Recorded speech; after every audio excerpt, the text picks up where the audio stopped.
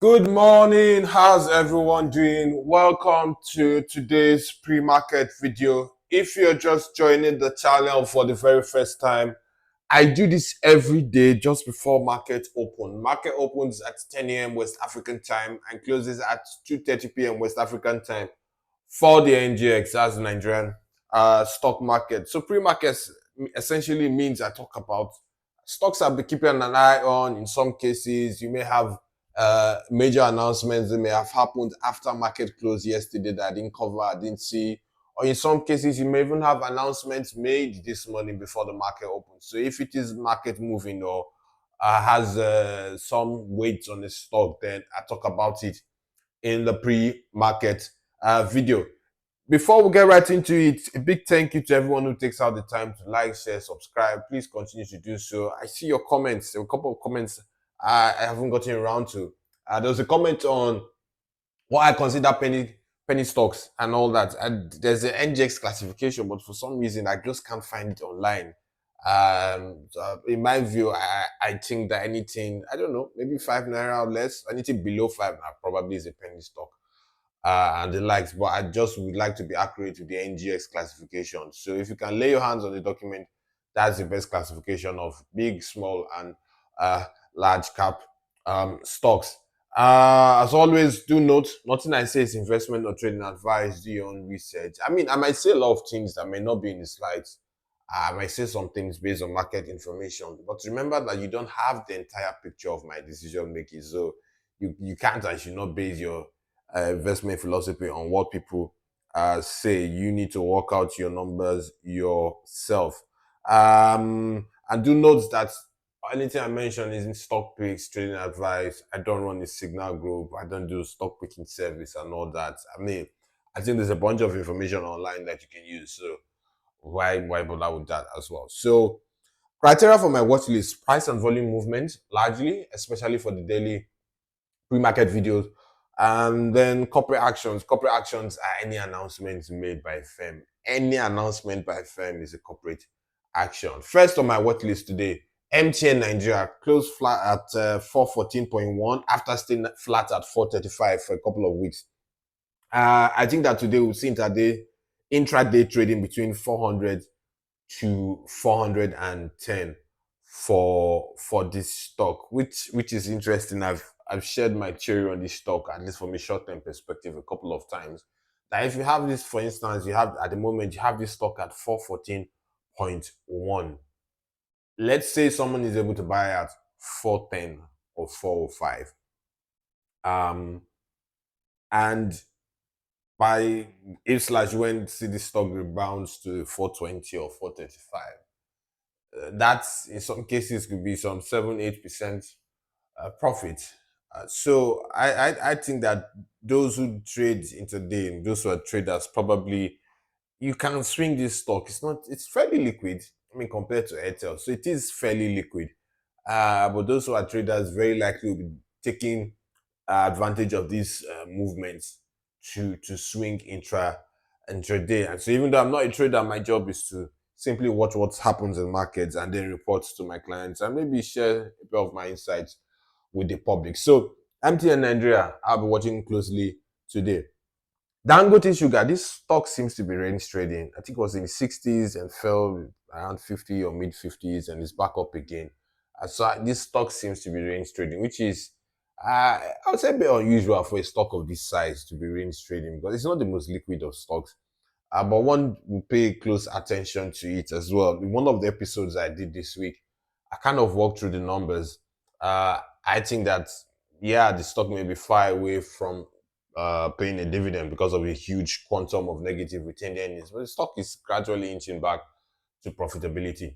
If they can get, or slash when they would get their finance costs significantly lower, I think that you then see the stock return to profit. Top line revenue is going and all that, so that's not the worry. And May and Baker stock seems to be inching downwards. It's flat at 17 naira 50 kobo for a while. Dipped yesterday, so I've been watching it really dip further. I think I did a video. I'm not too sure. Either a video or did a tweet. I mean, I think May and Baker probably it's in between in terms of pricing. Fitting, I believe, is the priciest or was the priciest. I need to go redo that table. So Fitting was the priciest for the farmer stocks, at least the major profitable farmer stocks. You have a few other farmer stocks that are far from profit. So 15 was the price test and all that. Next, me and Baker. Next, Mikio. Mikio has rallied in the last couple of days. And so probably I need to go revisit that on a price to earnings ratio.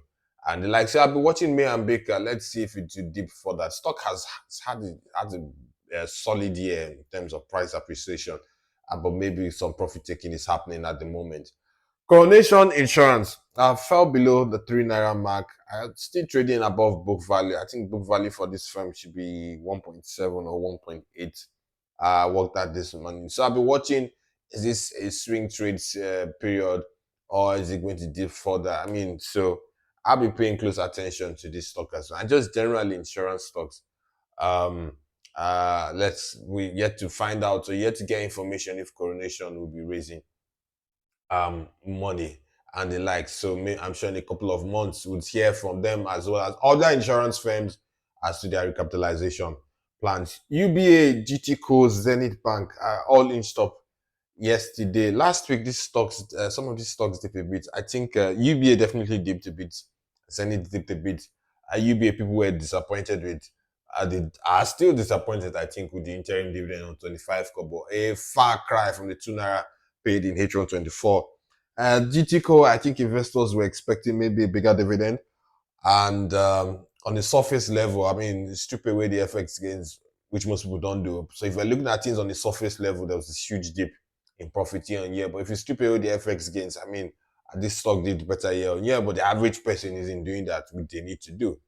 And all that. Now, Zenith Bank as well. I think Zenith was just general negative sentiment for tier one banks because, and maybe some sentiment towards a uh, huge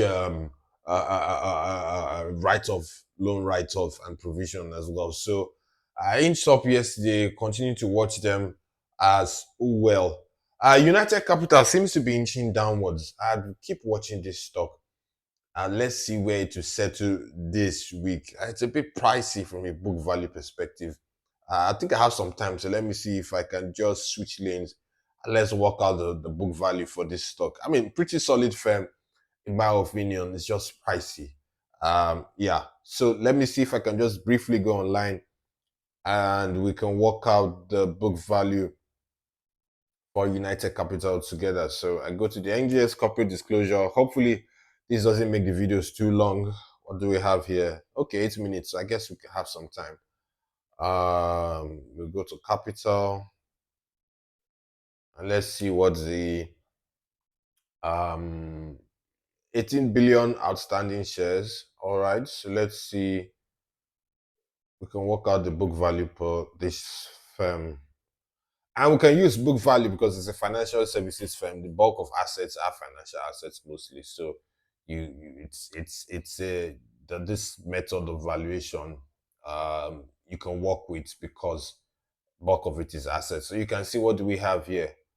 That's 1.8 trillion, 1.5 trillion in assets, of which investment securities is like that's over 70% investment securities. So 1.5 trillion in assets, 1.41 trillion in liabilities. That gives me shareholders funds of 166 billion. Now 166 billion divided by 18. 18 divided by 166. Can I pull up a calculator here? Sure. So that's 166 divided by 18. That's 9.2.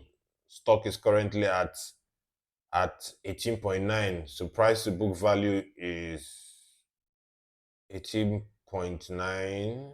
That's price divided by 9.2. Stock is trading at 2 times book value. It's pricey. I mean, you can justify this stock trading above book value because of the growth you've seen in the last couple of years, which I think will continue to stay at least for the midterm. But I just for me, I just won't buy anything above book value. no matter how good, because if I can get a stock below book value and a couple of other players below book value, why would I want this? But it's something to keep an eye on. I've held a chunk of this firm since maybe the 5-6 naira mark, so I'm waiting for the right time and probably would add to my position. So back to the programming. Market coverage. Yes, I am back at my desk. So today should go as scheduled. 12:30 p.m. media updates on YouTube. 7 p.m. daily market summary on Spotify. 8 p.m. we have that on YouTube. And we'll round up the day 10 p.m. daily market summary on Twitter at Green Ticket Tail. Any questions, you can drop them in the comment section. Send an email to info@greenticketails.com. And for more content, I should have the episode on Stanbic out sometime today. I want to work on that today. So you want to check out Spotify, Apple Podcast, YouTube Music, anywhere you're listening to the Green Ticket Tales podcast on audio, you'd find it there. All the links are in my YouTube. Then I would find some time over the weekend to see if I can mass put all my episodes on the website as well. And I'm working on NGX insider dealings for the months of August and September. September is almost over. Oh, wow. How fast time flies. 2025 seems to be running so fast. Is it me? Or is it just life? Or is it everyone as well? Thank you all. Have a great day ahead. See you in about 3.5 hours from now. Stay safe.